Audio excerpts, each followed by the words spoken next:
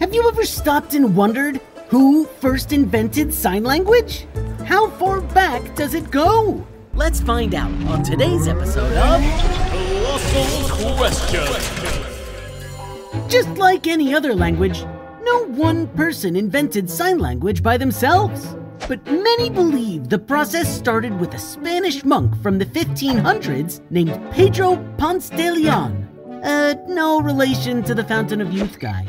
He was inspired by a system of signs that he and other monks used to communicate with each other during periods of silent meditation, and decided to start a school for deaf children.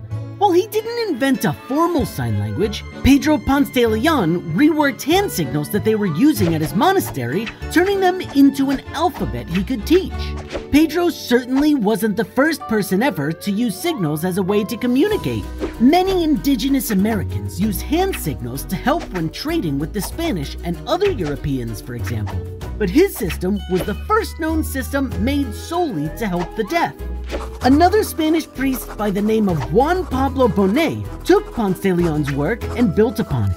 He spent years developing methods for teaching this new alphabet of hand signals, and wrote a book in 1620 where he laid out all of his teaching methods.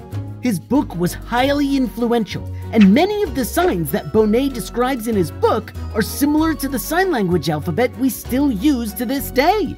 Over 100 years later, a French priest named Charles Michel de Lespée took it one step further and founded the very first public school for deaf children, called the National Institute for Deaf Mutes. Children showed up from all across France to study at the new school, and many of them came with signs of their own that they had developed to help communicate at home. Lespée collected all of these different signs and created a few of his own, publishing them as the first dictionary of sign language. He felt sign language needed to be as complex as any other language so that people could say just about anything without limitations.